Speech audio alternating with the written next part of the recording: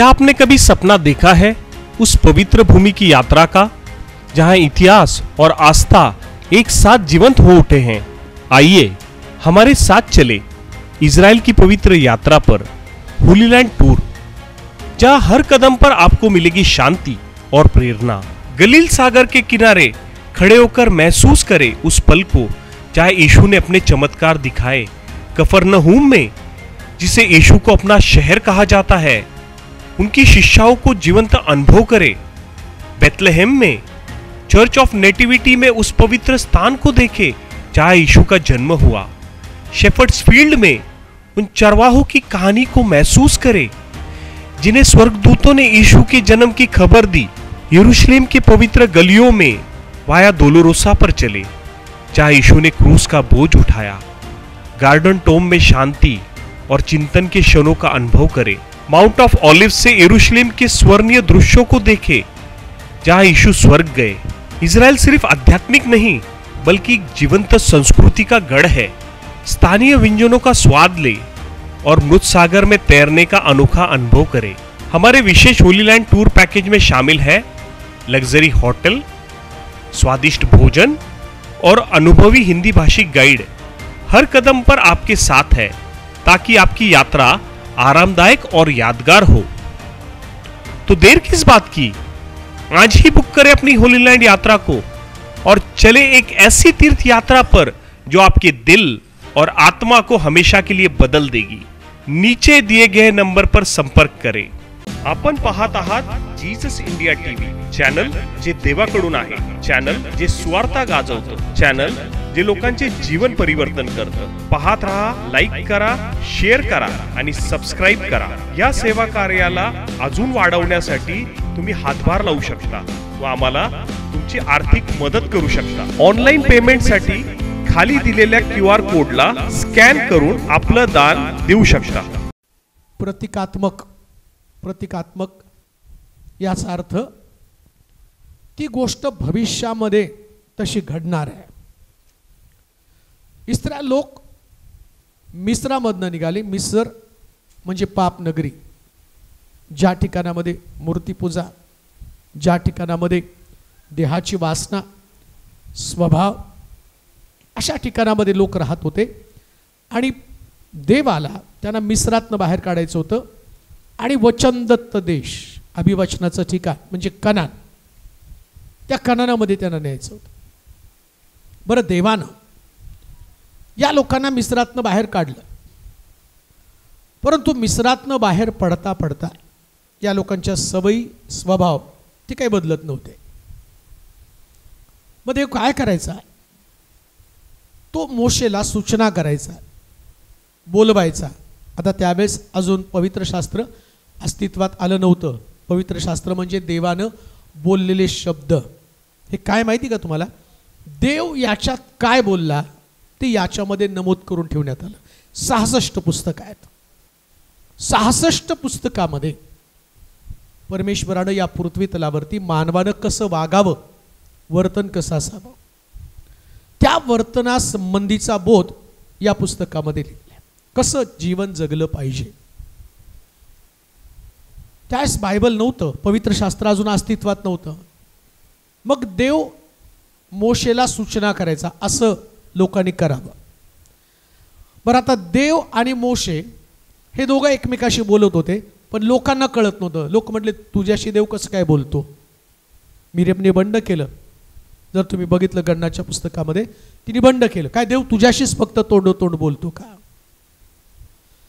मग देवानं काय केलं, यांना दाखवायचं होतं मी मोशेशी तोंडोतोंड बोलतो। मग तो म्हटला की सगळ्या लोकांना आपल्या तंबूतनं बाहेर बोलव, मी तुझ्याशी काय भाषण करतो हे त्यांना पाहू दे। पण तू आणि मी बोलत असताना एखादा पशु, पक्षी, प्राणी किंवा एखादी व्यक्ती त्या डोंगराच्या जवळ त्यांनी यायचं नाही।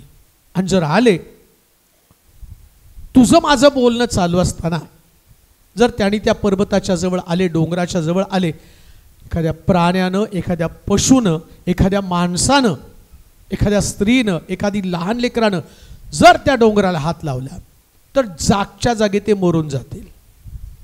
बघा, देव बोलतो ना तेव्हा किती शांत राहिलं पाहिजे, किती कान देऊन ऐकलं पाहिजे.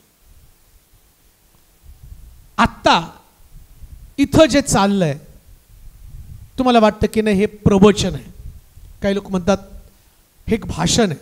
हे भाषण नाही, हे देवाचं बोलणं आहे. मग मी सांगत असतो की शांत बसा, शांत बसा. का शांत बसा? देव त्याच्या बोलण्या संबंधानं एवढा ईर्ष्यावान आहे. जेव्हा देव बोलतो त्यास लोक कान देऊन ऐकत नाही, तर देव ईर्षेला, तुम्हाला इकडं जो शब्द असतो इरीला पेटला, एक व्यक्ती इरीला पेटतो. इरीला पेटलो म्हणजे तो बदला घेतो. तसं देव बोलताना जर आम्ही त्याकडे दुर्लक्ष केलं तर देव इरीला पेटतो. देवाचे दोन काम आहेत. पहिलं काम, जो ऐकतो त्याला आशीर्वाद देणं, आणि दुसरं देवाचं काम काय असेल, जो ऐकत नाही त्याला शासन करणं. दोनच काम देव करतो. एक ऐकतो त्याला आशीर्वाद देतो, आणि दुसरं काय, जो ऐकत नाही त्याला शासन करतो. याच्यापेक्षा दुसरं देव काही करत नाही. ऐकणाऱ्याला आशीर्वाद, न ऐकणाऱ्याला शासन. एकदम साधं सोपं. मग प्रश्न उपस्थित होतो की ऐकणं म्हणजे नेमकं काय? बऱ्याच वेळा आम्ही म्हणतो की आत्ता पण पाळक साहेब सांगितलं, ज्यांना कान आहे तो ऐको. तुम्ही कान आणले का? अहो कान तर सगळेच घेऊन आलेत हो, सगळेच कान घेऊन आलेत. पण आमच्या कानाचा प्रॉब्लेम काय, ते इकडून ऐकतो आणि देवाने दोन कान दिले, इकडून ऐकायचं, इकडून सोडून द्यायचं. पण म्हणलं ज्याला कान आहे तो ऐको. म्हणजे काय, बऱ्याच गोष्टी तुम्ही ऐकता आणि ऐकल्यानंतर बदल करावा लागतो. ऐकल्यानंतर, ऐकणं म्हणजे सूचनेचं पालन करणं. परमेश्वर सूचना देतो, कसं जीवन जगावं या संबंधानं मार्गदर्शन करतो. गाणे गायले तुम्ही, आराधना केली, नाचला, टाळ्या वाजवल्या, बरं या सगळ्या गोष्टी या तुमच्या कृती आहेत. परंतु परमेश्वराचं वचन जेव्हा आमच्याकडे येतं त्यावेळेस परमेश्वराचं वचन आमच्या मनामध्ये बदल करतो. मनामध्ये बदल. काल आम्ही बऱ्याच गोष्टी ऐकल्या. मग ऐकल्यानंतर आमच्या मनामध्ये बदल व्हायला पाहिजे. बघा काल काल काय काय ऐकलं बरं? काय सांगितलं होतं काल?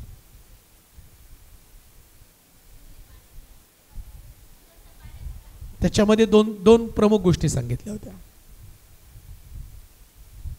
इकडून ऐकलं, फुटकी आहोत, बरोबर आहे. दोन गोष्टी सांगितल्या होत्या. पहिली गोष्ट, तो जिवंत आहे. तो कसा आहे? जिवंत आहे. आणि दुसरी गोष्ट, तो झरा आहे. बरं, जिवंत आहे आणि झरा आहे. जिवंत आहे तर प्रत्येकाचं निरीक्षण करतो, प्रत्येकाचं, सगळ्याला पाहतो. मग देव पाहतो म्हणजे काय करतो? आता बघा, एक मतिमंद व्यक्ती असतो, तो नुसता पाहतो, शांत बसतो, त्याच्या चेहऱ्यावरती काय हावभाव नसतात, त्याला काही दिसत नाही.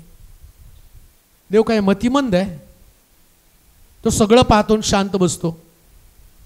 प्रभू तुम्हाला सांगतो अमक्या अमक्या गोष्टी सोडा, आणि तुम्ही त्याला रिॲक्ट होत नाही, तुम्ही ते ऐकत नाही. मग देव मतिमंद आहे?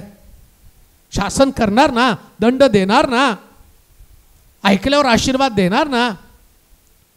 म्हणून मी तुम्हाला सांगतो, जोही उपदेश आम्ही ऐकतो, जो संदेश आम्ही ऐकतो, या संदेशाला आपल्या जीवनामध्ये स्वीकारणं फार गरजेचं आहे. त्याप्रमाणे वर्तन करणं फार गरजेचं आहे.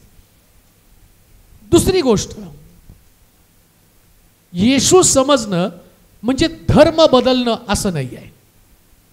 धर्म नाही बदलत, इथं जीवन बदललं जातं. याकोबाच्या विहिरीवरती प्रभू येशू ख्रिस्त शंभरोणी स्त्रीला भेटतो. तो म्हणतो, बाई मला पाणी दे. ते महाराज तुम्ही यहुदी, मी शंभरोणी, म्हणजे खालची जात वरची जात. यहुदी म्हणजे उच्च जातीचे, शंभरोणी म्हणजे खालच्या जातीचे. बरं, आता पाणी मागितल्यावर ती जातीपातीचं बोलायला लागली. तर म्हटलं, यहुदी शंभरोणी याच्याविषयी बोलू नको, बाई तुझ्या नवऱ्याला बोलवून आण. येशू तिच्याशी बोलतो. महाराज मला नवरा नाही. ठीक बोलली तू. तुझ्याकडं आत्तापर्यंत 5 नवरे होते, 5 नवऱ्यांना तू घालवलं. 6वा नवरा तुझ्या घरात आहे, तोही तुझा नवरा नाही. म्हणजे येशू बोलताना पापाचं बोलतो. तुमच्या घरात काय आहे, जीवनात काय आहे, काय लपलं ते बोलतो. हा पहिला देव आहे. या देवाचं वैशिष्ट्य काय, तो साफसूप करतो. साफसूप करतो म्हणजे काय करतो माहिती का, तुमच्या चुका काढून तुम्हाला रिपेअर करण्याचं काम करतो. रिपेअर करण्याचं काम करतो. मग त्या बाईला येशूची ओळख पटल्यावर ती म्हटली बरोबर बोलला, माझ्या घरात जो पती तो माझा नाही.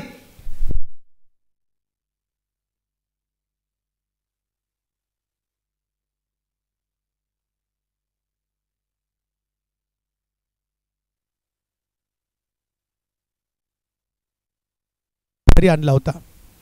परंतु जेव्हा त्या नवऱ्याविषयीचं प्रगटीकरण किंवा त्या नवऱ्याविषयीची माहिती त्या स्त्रीला त्यानं दिली, त्यानंतर ती पुन्हा त्या पुरुषाकडे व्यभिचार करायला गेली नाही. म्हणजे पाप करायला कधी गेली नाही. तुम्ही आज, काल, आज आणि उद्या पण थांबणार. आता कालपेक्षा आज जरा आणखीन काही लोक आले, उद्या आणखीन लोक येतील. जाताना काय करून जाणार आहे, प्रश्न तोच आहे. तुम्हाला येशू भेटला, घागर तिथं टाकली तिने, आम्हाला पण काहीतरी टाकावं लागतं ना. म्हणजे आम्हाला आमच्यातल्या उणिवा, आमच्यातले दोष, आमच्यातल्या चुका, आमच्यातलं पाप आम्हाला सोडावं लागतं. बरं काय होतं माहिती का, बऱ्याच लोकांना ते इतके भोळे, नाही हो आम्हाला पाप काय म्हणून ते सांगा. पाप नाही कळत, हिशोब कळतो बरं का. शाळेत नाही गेलं तर हिशोब कळतो, पाप कळत नाही. पाप नाही कळत आम्हाला, हिशोब कळतो. सगळ्या गोष्टी जाणीव असतात. आणि पापाची व्याख्या बायबलमध्ये काय दिलं, चांगलं करायचं कळत असून जो ते करत नाही तो पाप करतो. चांगलं करायचं, सगळं चांगलं काय ते कळतं आम्हाला. शिव्या देणं चांगलं नाही हे कळतंय, पण आम्हाला पद्धत काय, शिवी गेली आबा तोबा, यानं काय होणार आहे, आबा तोबा केल्याने क्षमा मिळणार आहे का. त्यापेक्षा शिव्या सोडून देणं म्हणजे पापावरती विजय मिळवणं. शिव्या सोडणं म्हणजे पापापासून दूर राहणं. बरं अजून एक गोष्ट तुम्हाला सांगतो. इथं पाप केल्यावर बकरं कोंबडं याचं अर्पण चालत नाही. मग कसलं अर्पण, तुम्ही स्वतःच्या शरीराचं अर्पण करावं लागतं. बकऱ्याचं कोंबड्याचं अर्पण नाही चालत. साधी गोष्ट आहे, तुम्ही पाप करताना मारता बकऱ्याला, पाप कोणी केलं, आणि मेला कोण, असं असतंय काय. दुसऱ्या भाषेत मी तुम्हाला सांगतो, तुम्हाला ताप आला, नवऱ्याला म्हणता जाऊन तू इंजेक्शन घेऊन ये. ज्याला ताप आला त्यालाच इंजेक्शन द्यायला पाहिजे ना. ज्याने पाप केलं त्यालाच अर्पण व्हायला पाहिजे. मग रोमकराच्या पत्राच्या 12व्या अध्यायामध्ये 1-2 वचनामध्ये तो म्हणतो, बंधुजन हो, मी ख्रिस्ताच्या करुणेमुळे तुम्हास विनवतो, तुम्ही आपली शरीरे जिवंत, पवित्र व देवाला ग्रहणीय यज्ञ म्हणून समर्पित करा. कसला यज्ञ करायचा आहे, बकऱ्याचा कोंबड्याचा नव्हे, तर तुमच्या स्वतःच्या शरीराचा यज्ञ देवाला करायचा आहे. देवाला यज्ञ तुमच्या शरीराचा करायचा आहे. डोळ्याचा यज्ञ, हाताचा यज्ञ. आता माझा विषय तो नाही, मला माहिती आहे. आजच आहे तुमची प्रार्थना, रात्री प्रार्थना कधी, आजच गावामध्ये, आज गावात प्रार्थना आहे. आता मी ख्रिस्ती व्यक्तीला किंवा जो येशूवरती विश्वास ठेवतो, येशूवरती विश्वास ठेवणाऱ्या व्यक्तीला 2 गोष्टीची गरज आहे. एक, त्यानं पहिल्यांदा पापापासून स्वतःला सोडवायचं. खाली बस रे, खाली बस, उठायचं नाहीच. पहिली गोष्ट, त्यांनी पापापासून स्वतःचा बचाव करायचा. दुसरी गोष्ट, जर तुम्हाला ख्रिस्त समजला, बोलायचं नाही म्हणजे नाहीच, बिलकुल बोलायचं नाही. सगळे लाड बंद, बाहेर जायचं नाही तर खेळायला. हां, आता 1-1.5 तास 2 तास काय असेल ते, तेव्हा तोपर्यंत कोणी कोणाशी बोलायचं नाही. 2 गोष्टी. एक, प्रभूचं ऐकणं. ऐका, हे जे शास्त्र आहे हे प्रभू बोलतो आणि तुम्ही ते ऐकता. दुसरी गोष्ट, तुम्ही देवाचं ऐकता आणि दुसरी गोष्ट तुम्ही देवाशी बोलायचं. पहिले देवाचं ऐकायचं आणि दुसरी गोष्ट तुम्ही देवाशी बोलायचं. जो व्यक्ती ऐकतो देवाला वाटतं त्याने माझ्याशी बोलावं. तुम्हाला माहिती का, एदेन बागेमध्ये परमेश्वरानं आदाम निर्माण केला तेव्हा देव त्याला भेटायला येत होता, म्हणजे त्याच्याशी बोलायला येत होता. आदाम पण देवाशी बोलायचा. शुळप्याचा वारा सुटला, मग परमेश्वर आला आणि तो देवाशी बोलला, आदामाशी बोलला, आदामा तू कुठे आहेस? त्यास आदाम बोलला, प्रभू मी नग्न आहे. म्हणजे देवाशी तो बोलत असताना त्यानं आपल्या जीवनामधली कमतरता काय कमी आहे ते देवाला सांगितलं. आता देव तुमच्याशी वचनात न बोलला, पण देवाला असं वाटतं की तुम्ही त्याच्याशी बोलावं. आणि बऱ्याच लोकांचा प्रश्न आहे, आम्ही देवाशी कसं बोलायचं ते आम्हाला कळत नाही. आम्हाला देवाशी बोलायचंय, कसं बोलावं ते समजावून सांगा. काल तुम्ही ऐकलं देव वचनातनं आमच्याशी बोलतो. आज तुम्ही ऐकणार आहात आम्ही देवाशी बोलतो. तुम्हाला देवाशी बोलायचंय. आणि ऐका, जेव्हा तुम्ही देवाशी बोलाल, जोपर्यंत तुम्ही देवाशी बोलत नाही तोपर्यंत देवाला तुम्हाला काय पाहिजे ते कळत नाही. बघा, जो मुका व्यक्ती असतो ना, त्याला खानाखुणा केल्या तर बऱ्याच लोकांच्या लक्षात येत नाही, खानाखुणा करतो तो. पण जो बोलका व्यक्ती आहे ना, तरी झटक्यात काय बोललं की कळतं. देवाला मुक्या लोकांची गरज नाही, देवाला बोलक्या लोकांची गरज आहे. मुक्या नाही आवडत देवाला, मुक्या नाही आवडत देवाला. बरेच लोक खानाखुणा करून देवाशी बोलतात. खानाखुणा करून उपयोग नाही, बोललं पाहिजे. आता बोलणं, मत्तयाचं शुभवर्तमान 6 अध्याय 5 ते 8 वचन आपण वाचूया. मत्तयाचं शुभवर्तमान 6 अध्याय 5 ते 8 पर्यंतची वचन. मत्तय 6 5 ते 8. तसेच जेव्हा जेव्हा तुम्ही प्रार्थना करता, जेव्हा जेव्हा तुम्ही प्रार्थना करता तेव्हा तेव्हा ढोंग्यासारखे असू नका. ढोंग्यासारखं असू नका. कारण लोकांनी आपणास पाहावे म्हणून, लोकांनी आपणास पाहावे म्हणून सभास्थानात व चव्हाट्यावर उभे राहून प्रार्थना करणं त्याला आवडते. मी तुम्हाला खचित सांगतो की ते आपले प्रतिफळ भरून पावले आहेत. आपले प्रतिफळ भोगून पावले आहेत. तू जर जेव्हा जेव्हा प्रार्थना करतोस तेव्हा तेव्हा आपल्या खोलीत जा व दार लावून आपल्या गुप्तवाशी पित्याची प्रार्थना कर. म्हणजे तुझा गुप्तदर्शी पिता तुला उघडपणे तिचे फळ देईल. तुम्हाला प्रार्थना करणं म्हणजे देवापासून प्रतिफळ, म्हणजे उत्तर. नीट ऐका बरं का, जेव्हा तुम्ही प्रार्थना करता तेव्हा तुम्ही देवाशी बोलता. प्रार्थना करता म्हणजे आपल्या गरजा देवाला सांगता. नीट ऐका, तुम्हाला ख्रिस्त समजला म्हणजे तुम्ही नुसतं इथे येऊन बसणं म्हणजे तुम्हाला ख्रिस्त नाही समजला. अहो, येशू समजला तर येशूला बोलणाऱ्या लोकांची गरज आहे. आता कोण बोलतं आणि कसं बोलतं? प्रार्थना म्हणजे देवाशी बोलणं. बरं, देवाशी बोलताना त्यानं नियम दिलाय. कोणता? आतल्या खोलीत जा. आता तुम्हाला एकच खोली आहे, कोणत्या खोलीत जाल? मला एकच खोली, घरात राहतो, मला एकच रूम आहे. आणि देव तर म्हणतो आतल्या खोलीमध्ये जा. येशू म्हणतो आतल्या खोलीत जा. मग कसं काय आतल्या खोलीत जाणार? माझ्याकडं इनमीन एकच खोली, आतमध्ये कसं जाणार आहे? नीट ऐका, ख्रिस्त समजल्यानंतर जी प्रार्थनेची पद्धत आहे, ज्या प्रार्थनेच्या पद्धतीच्या द्वारे तुमची उत्तरं तुम्हाला मिळणार आहेत, तुमचे आशीर्वाद तुम्हाला मिळणार आहे, तुमचं मागणं तुम्हाला मिळणार आहे. ह्या गोष्टी मी तुम्हाला सांगणार आहे. अशी एक प्रार्थना असेल की ज्या प्रार्थनेच्या द्वारे तुम्हाला तुमच्या परिवारामध्ये आशीर्वाद मिळतील, व्यक्तिगत जीवनामध्ये आशीर्वाद मिळतील. प्रत्येक प्रश्नाचं उत्तर तुम्हाला मिळणार. प्रत्येक प्रश्नाचं उत्तर. असा एकही प्रश्न तुमच्याकडे नसेल, अशी एकही समस्या तुमच्याकडे नसेल की जिचं उत्तर तुम्हाला कधी अनुभवता येणार. प्रत्येक प्रश्नाचं उत्तर. पण अशी फलदायी प्रार्थना, अशी उत्तर मिळवणारी प्रार्थना ज्याच्याद्वारे तुम्ही देवाशी बोलता, तो पहिला नियम त्याचा काय? तू आतल्या खोलीमध्ये जा. आतली खोली म्हणजे काय हो? तुम्ही प्रार्थना करता, हे तुमचं तोंड एक खोली आहे बरं का. तोंड खुली आहे, तोंडातनं प्रार्थना निघते. मला वाटतं उपदेशकाचं पुस्तक 5वा अध्याय 1 ते 6 वचनामध्ये तुम्हाला ते समजेल. उपदेशकाचं पुस्तक 5वा अध्याय 1 ते 6 वचन.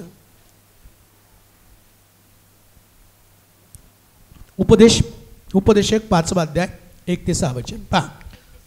तू देवाच्या मंदिरी जातोस, देवाच्या मंदिरी जातो तेव्हा सांभाळून पाऊल टाक, सांभाळून पाऊल टाक. बोध श्रवण करण्यास समीप जाणे, बोध श्रवण करण्यास समीप जाणं हे मूर्खाच्या बहिलवानापेक्षा बरे. हा, मूर्खाच्या बली हवनापेक्षा बरं. आपण अधर्म करतो हे त्यांना कळत नाही, आपण अधर्म करतोय त्याला कळत नाही. बोलण्याची घाई करू नकोस, बोलण्याची घाई करू नकोस. देवासमोर कोणते उद्गार तोंडावाटे काढण्यास आपले मन उतावळे करू नकोस. देवासमोर कोणतेही उद्गार काढण्यास आपले मन उतावीळ करू नकोस. कारण देव स्वर्गात आहे, देव स्वर्गात आहे आणि तू पृथ्वीवर आहेस. तू पृथ्वीवर आहेस, म्हणून तुझे बोलणे अल्प असावे, तुझे बोलणे अल्प असावे. फार पडल्याने त्याचे स्वप्न पडते, तशीच फार वाचालतेने फार काम पडल्यानं जसे स्वप्न पडते तसं फार वाचाळतेने मूर्खाची वाणी प्रकट होते. वाचाळतेनं मूर्खाची वाणी तू देवाला नवस केला असल्यास तो फेडण्यास विलंब करू नकोस. कारण देव मूर्खावर प्रसन्न होत नसतो, मूर्खावर प्रसन्न होत नसतो. जो नवस तू केला असेल त्याची फेड कर. नवस करावा आणि ते फेडू नये, नवस करावा आणि फेडू नये, यापेक्षा तो मुळीच न करणे बरे. मुळीच न करणे बरं. ऐका, प्रार्थना करताना तो म्हटलं आतल्या खोलीमध्ये जाऊन प्रार्थना कर. मी तुम्हाला सांगितलं तुमचं तोंड हे पण एक खोली आहे. काय होतं माहिती का, तोंडातनं प्रार्थना केली जाते पण ती आतली प्रार्थना, आतली म्हणजे अंतःकरणातली प्रार्थना, आतमध्ये अंतःकरणातली प्रार्थना. आता तोंडातली प्रार्थना आणि अंतःकरणातली प्रार्थना याच्यातला फरक काय? मी तुम्हाला फलदायी प्रार्थना, प्रार्थनेचं उत्तर मिळवणारी प्रार्थना या संबंधानं बोलत आहे.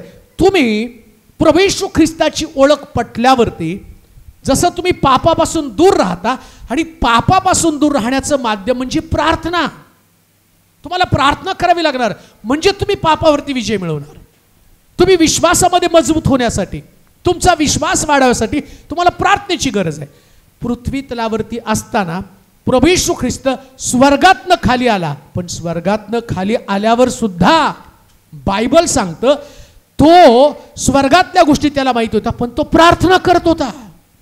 लाजरसला कबरेच्या बाहेर काढण्याच्या अगोदर त्यांनी प्रार्थना केली. डोंगरावरती 5,000 लोकांना जेवण देण्याच्या अगोदर त्यांनी प्रार्थना केली. किरडीवरच्या मुलाला जिवंत करण्याच्या अगोदर त्यांनी प्रार्थना केली. क्रुसावरती जाण्याच्या अगोदर त्यांनी प्रार्थना केली. खान देऊ नये का, या प्रार्थनेचं महत्व तुम्हाला समजेल. येशू ख्रिस्त ज्या डोंगरावरती हजारो लोक, 5,000 पुरुष आणि 5 भाकरी, या 5 भाकरीला 5,000 पुरुषांना हे 5 भाकरी आणि 2 मासे एवढ्यांचा पुरवठा कसा होणार? त्याला त्याचं उत्तर पाहिजे. मग त्यानं काय केलं? आतमधली प्रार्थना. आतमध्ये कोण आहे? काल मी तुम्हाला सांगितलं कोण आहे आतमध्ये. काल बोललो ना, तुमचं शरीर हे जिवंत देवाचं, आणि त्याच्यात कोण आहे? देवाचा आत्मा. कोण आहे? कोण आहे? देवाचा आत्मा. कुठे आहे तो? आतमध्ये. आणि येशू काय म्हणतो? आतल्या खोलीत जा. म्हणजे आतल्या खोलीमध्ये कोण आहे? देवाचा आत्मा. येशू नाही. कोण आहे? देवाचा. येशू स्वर्गात आहे. आतमध्ये कोण आहे? देवाचा आत्मा. आता आतल्या खोलीत जा म्हणजे काय? आत्म्यानं प्रार्थना कर. मुखाची प्रार्थना आणि आत्म्याच्या प्रार्थनेमध्ये फरक आहे. मुखाच्या प्रार्थनेमध्ये उगाच बडबड बडबड बडबड. काही लोक प्रार्थना करताना मी नवस बोलते. काय नवस बोलते? जर माझ्या मुलीचं लग्न झालं ना, तर मी नित्य नियमाप्रमाणे परमेश्वराच्या मंदिरात येईल. लग्न झालं, मंदिर गायब, ते पण गायब, ते पण गायब. बोलून गेले ना बस. ही तोंडातली प्रार्थना आहे हो. बरं, देव तो देव आहे. एकदा देतो म्हटल्यावर तो घेतोच काढून. तुम्ही मुलीच्या लग्नासाठी आल्या, प्रार्थना करून, पाळक साहेब नवस आहे माझा, माझ्या मुलीचं लग्न होऊ द्या, आणि मग मी काय करते, मी दर रविवारी चर्चला येते. मग देव बघतो, देतो लग्न लावून. आणि लग्न लावल्यावरती मग तुमचा प्रश्न सुटला, तुम्ही घरी गेला, लग्न झालं, 1-2 आठवडे चर्चला आला आणि तुम्हाला आता कशाला गरज आहे येशूची. तिकडं देव ऐकतो, मुलीच्या लग्नामध्ये प्रॉब्लेम निर्माण करतो, मग तुम्ही येता चर्चकडे. अरे बाळक साहेब, प्रार्थना केली होती, मुलीचं लग्न झालं, आता प्रॉब्लेम निर्माण झाला, म्हणून तो म्हणतो उतावळीपणे कशाला बोलतो, आतमध्ये जाऊन प्रार्थना कर. का? आतमध्ये जो पवित्र आत्मा आहे तो तुम्हाला योग्य पद्धतीने मार्गदर्शन करेल, योग्य पद्धतीने. मला आठवतं एका सभेला मी गेलो होतो, माझे जे पाळक होते त्यांच्याबरोबर गेलो, आणि मग तिथं एक डॉक्टर, ते डॉक्टर होते, ते डॉक्टर आमच्या समोर आले. मग ते डॉक्टर पाळक झाले. त्याची स्टोरी सगळी आहे. मला पास्टरने सांगितले की याची स्टोरी म्हटली, हा जो पाळक झालाय, पण याच्या अगोदर हा जो मुलगा आहे, हा मुलगा अतिशय स्कॉलर, 12वीला त्याला 93% किंवा 97 असं काहीतरी पडले, माझ्या लक्षात नाही, परंतु 90च्या पुढं. परंतु जेव्हा हा मुलगा त्या कॉलेजमध्ये होता, 11वीला असताना तो ड्रगिस्ट बनला. तो पूर्णपणे इतका भयानक वाया गेला. ड्रग्स घेणं याच्याशिवाय त्याला करमत नव्हतं, आणि घरामध्ये ते सगळी फॅमिली रिच फॅमिली. तो मुलगा पूर्णपणे बाद झाला, वाया गेला. मग त्याची आई त्या पाळकाकडे आली, माझ्यासमोरची ती घटना, आणि ती आली आणि त्यांनी सांगितलं की पाळक साहेब, माझा मुलगा जर या घाणीतनं, या व्यसनातनं बाहेर आला तर याला मी चर्चला समर्पित करेल, देवाच्या सेवेला समर्पित करेल, पण तो त्याच्यातनं बाहेर यायला पाहिजे. मग त्याने त्याला बसून काउन्सिलिंग केलं, त्या मुलासाठी प्रार्थना केली, आणि मग तो मुलगा त्या व्यसनातनं बाहेर आला. 11वीला तो होता. मग चांगला अभ्यास करायला लागला आणि कॉलेजमध्ये टॉपर बनला, आणि 93 का 97% तो पास झाला. बरं, तो पास झाला, मुलगा चांगला झाला, त्याच्या आईला खूप आनंद झाला. आता ती काय बोलली होती माहिती का, जर हा नीट झाला तर याला मी तुझ्या सेवेला समर्पित करेल. पण तो चांगला झाल्याबरोबर तिच्या डोक्यात आलं, एवढा हुशार मुलगा, याला कशाला सेवेला द्यायचं. मग तिने काय केलं, त्या मुलाला मेडिकलला टाकलं, मेडिकल कॉलेजमध्ये टाकलं. तिथं गेला, परत तो मुलगा वाया गेला, परत दारू प्यायला लागला, परत ड्रग्स घ्यायला लागला, सगळी स्वप्न धुळीला मिळाली. मग पुन्हा त्या पास्टरकडे आली आणि म्हणजे पाळक साहेब, तो मुलगा म्हटलं, आंटी तुम्ही काय सांगितलं होतं, जर माझ्या मुलाला बदललं तर बदललेला मुलगा मी सेवेला समर्पित करेल, प्रभूच्या राज्यासाठी त्याला देऊन टाकेल.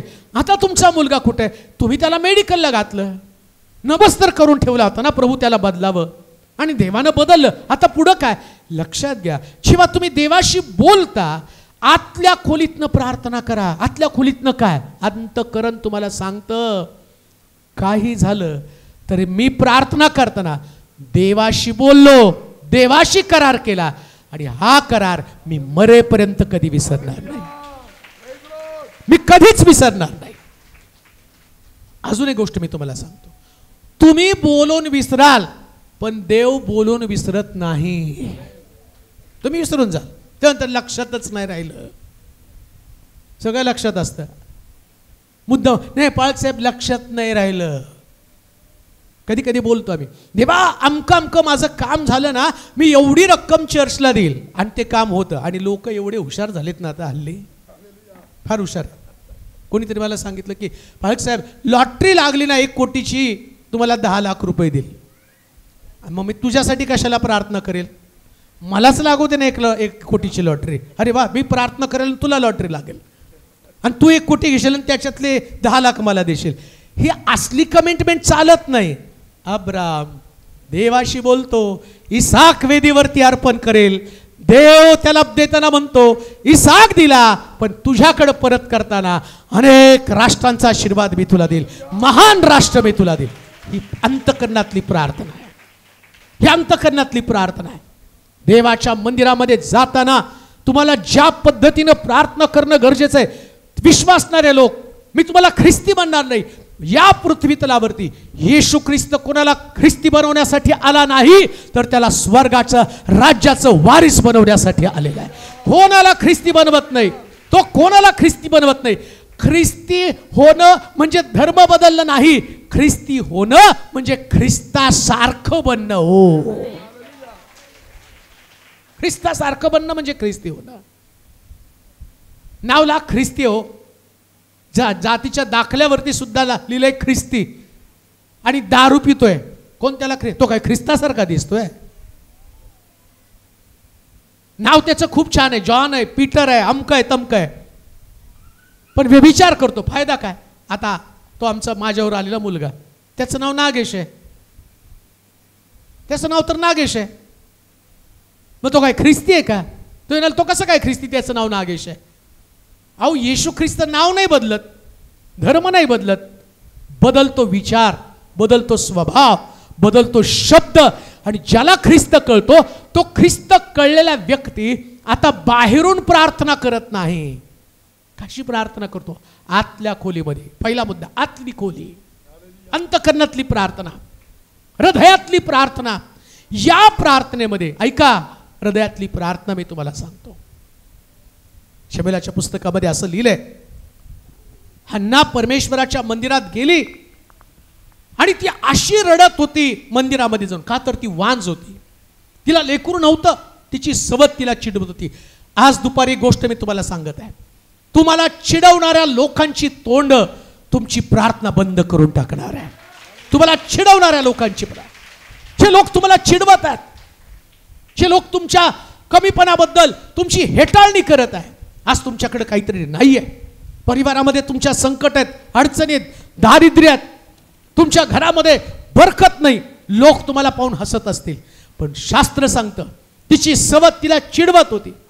आणि त्या ठिकाणामध्ये तिचा नवरा पणींनाही तिची सवत त्या पणनीपेक्षा हन्नेला दुप्पट देत होता. पण ती म्हणते, नाही, मला लेकरू पाहिजे, मला दुप्पट नको, मला लेकरू पाहिजे. आणि शास्त्र सांगतं मंदिरात गेली आणि परमेश्वरासमोर आतून प्रार्थना करून रडली.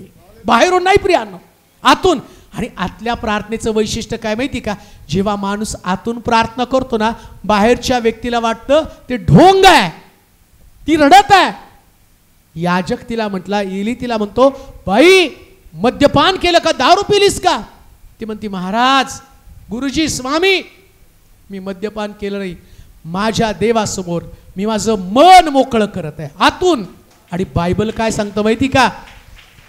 जेव्हा ती रडली, परमेश्वरानं, जो याजक तिला म्हणत होता, बाई तू मद्यपान केलं का, परमेश्वराने त्याच्या मुखात शब्द घातला. कोणता शब्द घातला माहिती का? तिला सांग, पुढच्या वर्षी तू येताना तू रिकामी येणार नाही, तर तुझ्या हातामध्ये शमूएल असेल, शमूएल असेल. ही आतली प्रार्थना आहे, आतली प्रार्थना आहे. तुम्ही या ठिकाणामध्ये आज आलाय, आता मी गोष्ट तुम्हाला सांगतो, आतली प्रार्थना शिकाल, तुम्ही पुढच्या वर्षी असंच येणार नाही. हन्नेकडे शमूएल असेल, तुमच्याकडे सुद्धा आशीर्वाद असेल, तुमच्याकडे सुद्धा आशीर्वाद असणार, 100% असणार आहे. मुळामध्ये मी मेलेल्या देवाची घोषणा करत नाही. आणि काल पण मी तुम्हाला सांगितलं, तो मूर्तीमध्ये राहत नाही, मग कुठं राहतो? कुठं राहतो देव? कुठे आहे देव? आतमध्ये, आहे की नाही? देव कुठे आहे? मग बाहेर प्रार्थना करून उपयोग काय? देव कुठे हो? बोला की आता, कुठे आहे? मग प्रार्थना कुठे केली पाहिजे? लोक बाहेरून पोपटासारखं पटपट पटपट पटपट बोलतात, आतमध्ये कुठे? आतमध्ये देव आहे, आतली प्रार्थना त्याला पाहिजे. आतली प्रार्थना करणार कशी? वाचा ते वचन परत एकदा, मत्त्याचं शुभवर्तमान 6 अध्याय 5 ते 8 पर्यंत. हा, तसेच जेव्हा जेव्हा तुम्ही प्रार्थना करता, हा, तेव्हा तेव्हा ढोंग्यासारखे असू नका, ढोंग्यासारखे असू नका, कारण लोकांनी आपणास पाहावे म्हणून. कुणी? लोकांनी. तुमची आम्ही प्रार्थना करतो कुणी पाहण्यासाठी? आत्ता कुणी कुणी पाहण्यासाठी? लोकांनी. सगळ्यांचं बायबल उघडा, काय कशात काय लिहिलंय? तुम्ही प्रार्थना करता, हा, वाचा. कारण लोकांनी आपणास पाहावे म्हणून, लोकांनी आपणास पाहावे म्हणून सभास्थानात व चव्हाट्यावर उभे राहून प्रार्थना करणे त्यांना आवडते. प्रार्थना करणे त्यांना आवडते. मी तुम्हाला खचित सांगतो की ते आपले प्रतिफळ भरून पावले आहे. आपले प्रतिफळ भरून पावले आहे.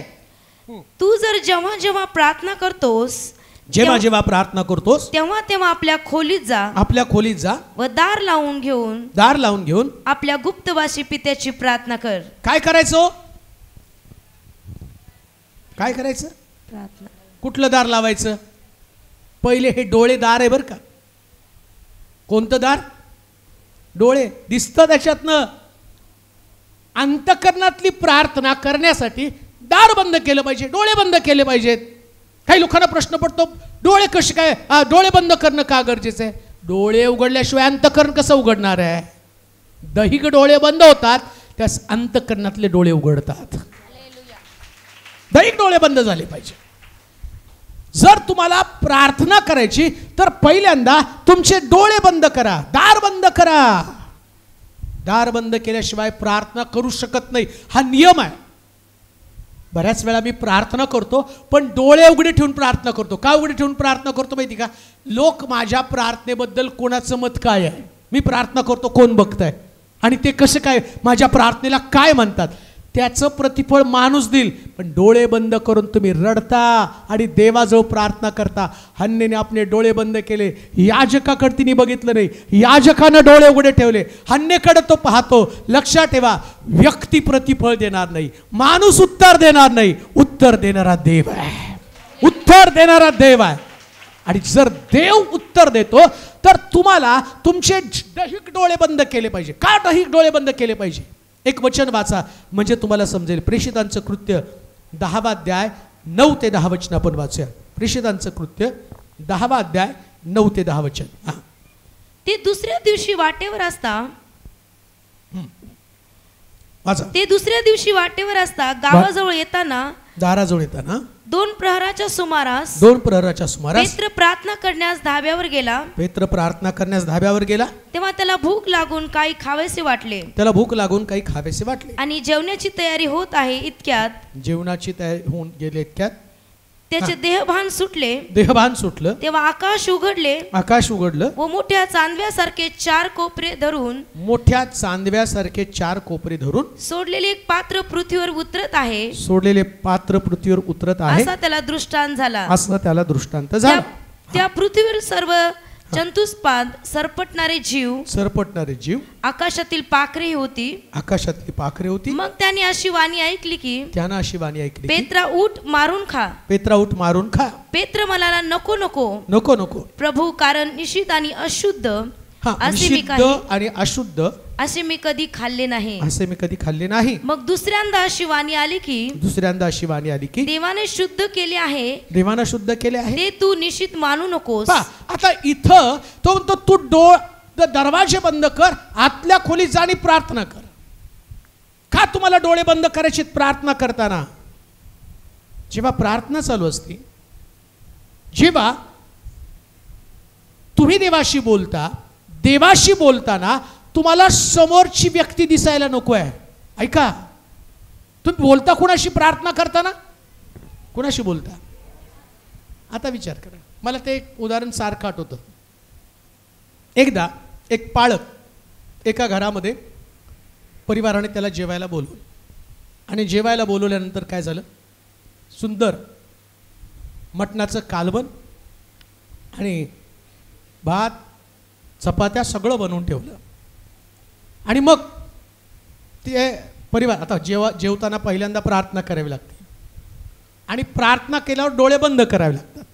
आणि काय झालं, सगळे जेवायला बसले, ताटं मांडून ठेवले, पाळकानं डोळे बंद केले, सगळे प्रार्थना करायला लागले. पाळकाने प्रार्थना केली, हळूच डोळे उघडले तर मांजर आली आणि ते मटण खायला लागले. मग पाळक प्रार्थना करता बोलला, देवा तू आम्हाला सुंदर भोजन दिलं, थिर थिर थिर. देवा तू आम्हाला ही भुकेची वेळ जाणून दिलेल्या उत्तम अन्नाबद्दल थिर थिर थिर.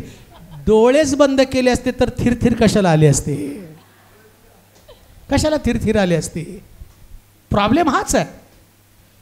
तुम्ही समोर जेवताना तुम्हाला असं वाटतं की समोरचं दिसावं आणि म्हणून प्रार्थनेचं गांभीर्य नसतं. पण जेव्हा तुम्ही देहभान विसरून प्रार्थना करू लागता तेव्हा आंतरिक नेत्र उघडून देव दृष्टांत तुम्हाला दाखवत असतो.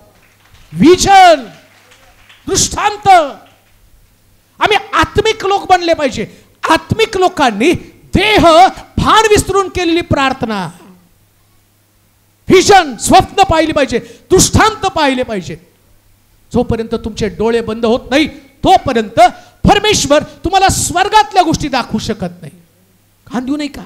प्रार्थना म्हणजे स्वर्गीय गोष्टी पाहण्याचं ते एक सुंदर प्रकारचं माध्यम आहे. प्रार्थना म्हणजे नुसती व्यर्थ बडबड नाही जी आम्ही उपदेशकाच्या पुस्तकामध्ये ऐकली. कशी प्रार्थना करत आहोत?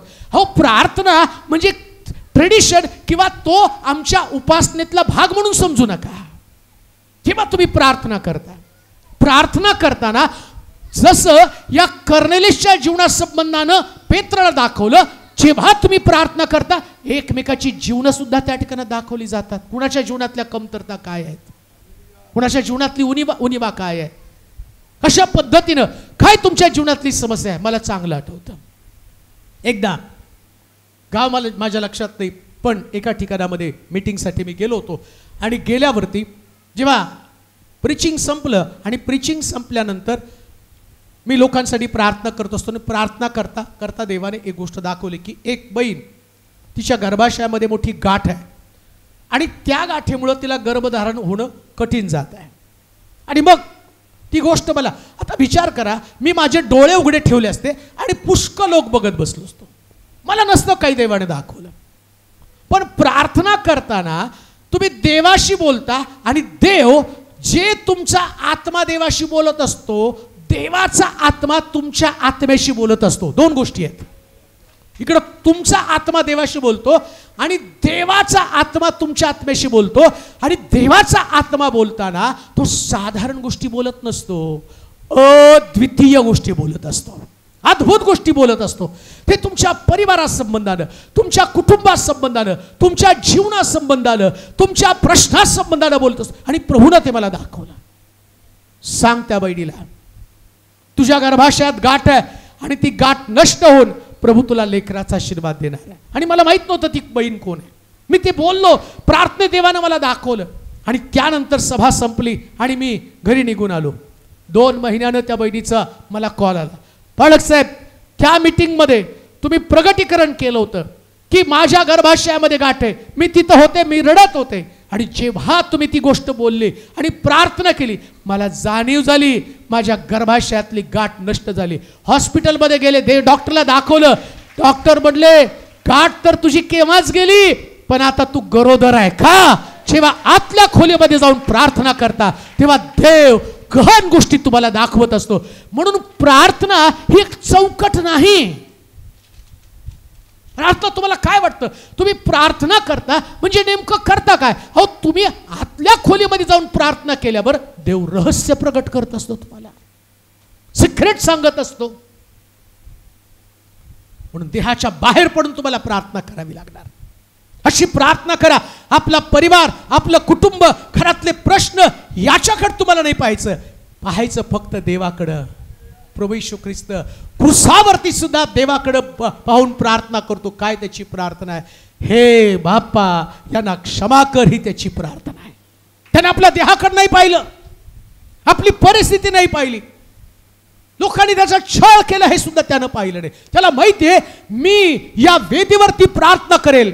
तुम्हाला माहिती का हदगावच्या लोकांनो, या भागामध्ये येशू तुम्हाला माहित होणं हा सगळ्यात मोठा चमत्कार आहे. सगळ्यात मोठा चमत्कार आहे. लंगडे चालले, आंधळ्याने पाहिलं, मेलेले जिवंत झाले. लंगडे चालले पण ते मरणार आहेत. आंधळ्यानं बघितलं, ते पण मरणार आहे.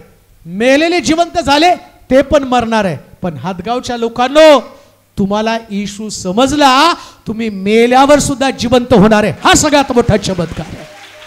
हा सगळ्यात मोठा चमत्कार. आणि कशामुळे घडलं? काय संबंध होता तुमचा माझा? संबंध काय होता? या पास्टरला तर मी ओळखत पण नाही, त्यांचं माझं कधी संभाषण नाही, तुमचा माझा काही संबंध पण नाही. कशाला तू भर दुपारी या उन्हाच्या तापामध्ये, या असणाऱ्या आणि शेडमध्ये जिकडे सगळी गरमी आहे, तिथं येऊन तुम्हाला प्रीच करावं? तुम्हाला सांगा काय संबंध आहे तुमचा माझा?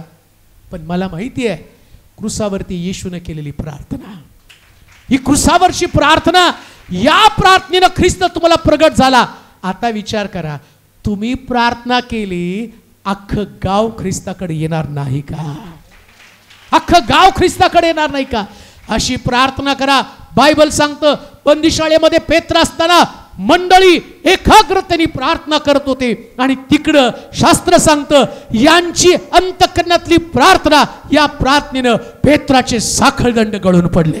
होय, मंडळीच्या प्रार्थनेची ती ताकद आहे, मंडळीच्या प्रार्थनेत ते सामर्थ्य आहे. एक चर्च, एक मंडळी या भागामध्ये यासाठी प्रस्थापित केलेली असते की पेत्रासारखे लोक जे बंदिशाळेमध्ये, तुम्ही आतमध्ये जाऊन प्रार्थना करा.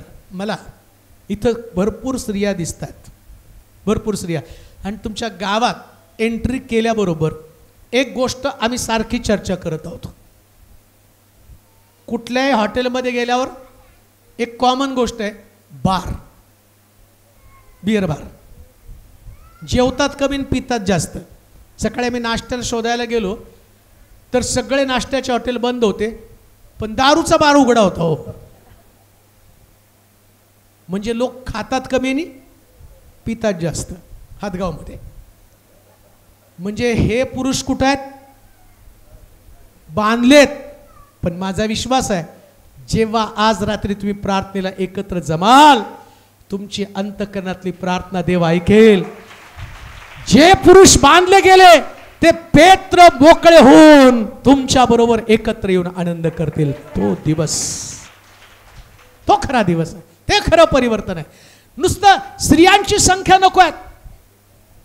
प्रभू येशू ख्रिस्त उठल्यावरती पहिल्यांदा त्यानं दर्शन दिलं मरियेला. मरिया मगदली त्याची शिष्या, तिला तो म्हणतो, बाई जाऊन पेत्राला सांग मी उठलेलो आहे. सगळ्या शिष्यांना सांग. अहो, तुम्ही साधारण स्त्रिया नाही, प्रार्थना करा आणि बांधलेल्या पेत्राकडे जा. तो पेत्र पुन्हा एकदा येशूकडे येईल आणि तो पेत्र उभा राहील आणि बघता बघता सगळं बदलून जाईल. हे काम तुम्हाला करता आलं पाहिजे. ही प्रार्थना आहे, साधी गोष्ट नाही आहे. येशू ख्रिस्ताच्या जीवनातला सगळ्यात जास्त भाग जर कशाने व्यापलेला असेल तो प्रार्थनेने व्यापलेला आहे. प्रार्थना ही तुमची गरज आहे.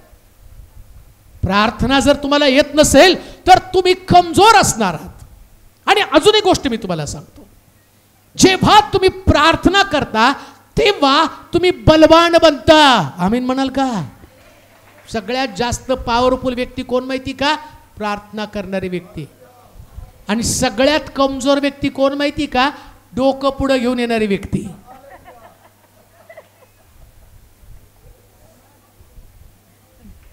ते आपली पद्धत काय माहिती का?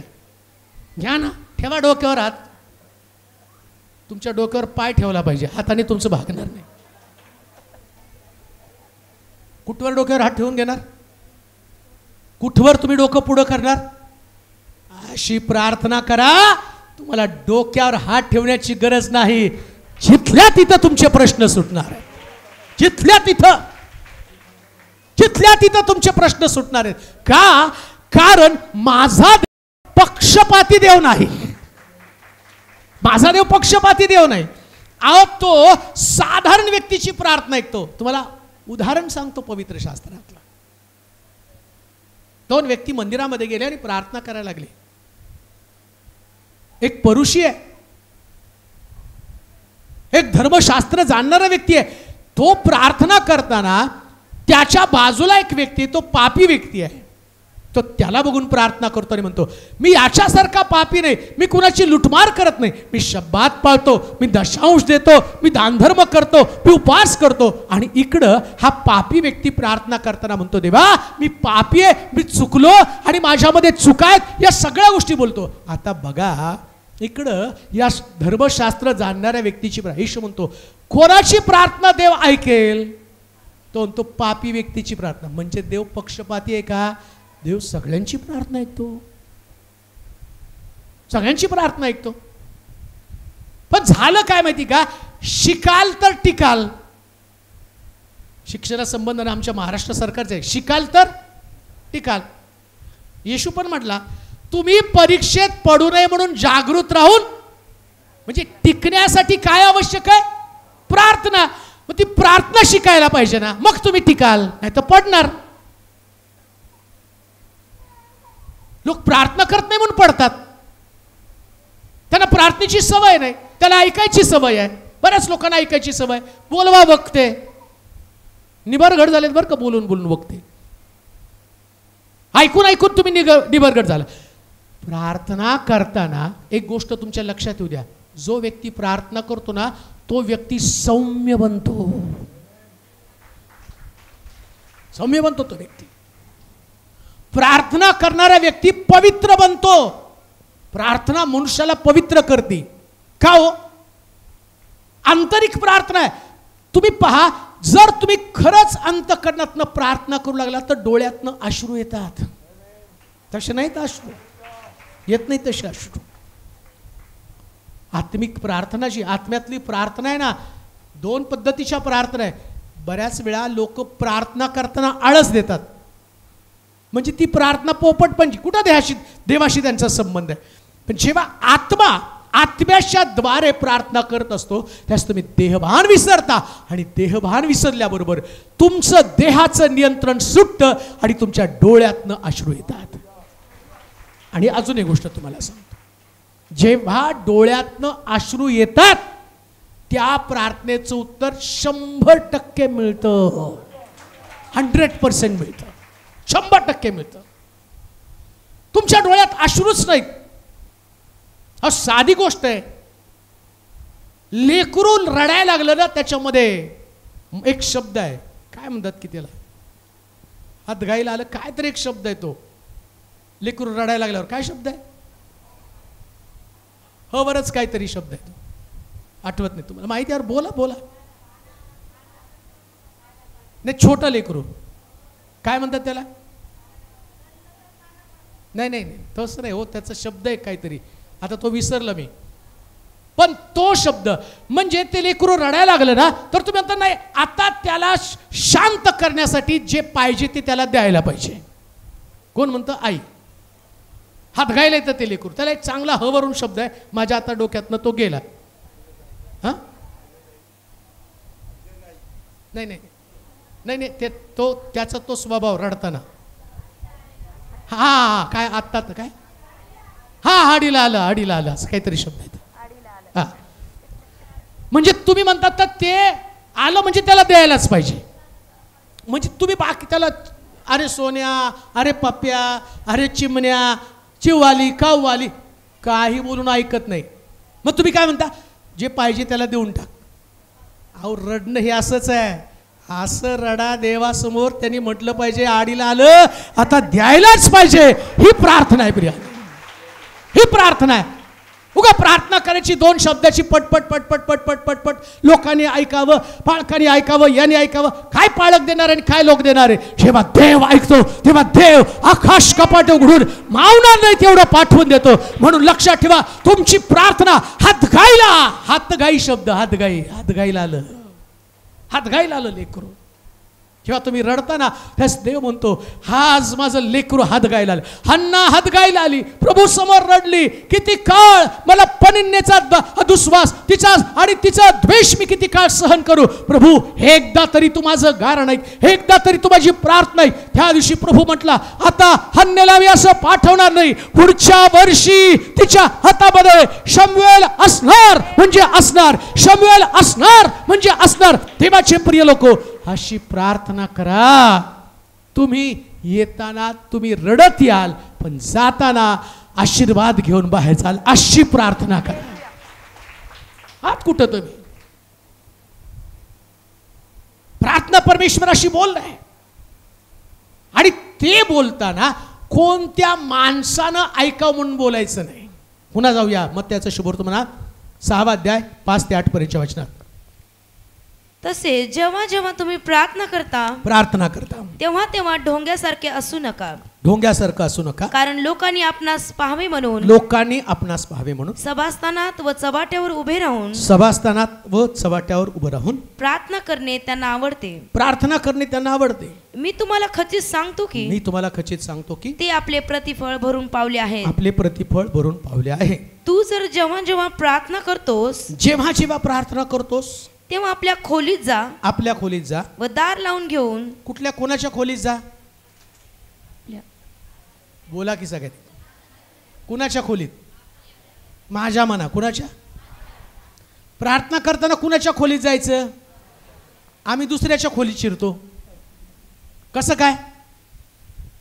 पुरुषाची प्रार्थना आणि पाप्याची प्रार्थना. परुषी पाप्याच्या खोलीत शिरला आणि पापी स्वतःच्या खोलीमध्ये शिरला. बऱ्याच वेळा मी प्रार्थना करताना दुसऱ्यानं काय चुका केल्या त्याचे टोमणे प्रार्थनेमध्ये मारतो. हे दुसऱ्याच्या खोलीत शिरला. आपली खोली घाण आहे हो. आतमध्ये डोकवल्यावर आपल्याला कळतं आतमध्ये सगळं घाण आहे. राग आहे, द्वेष आहे, मत्सर आहे, लोभ आहे, ईर्ष्या आहे, सगळं आतमध्ये. माझ्याकडं माझी खोली स्वच्छ करायची सोडून दुसऱ्याची खोली.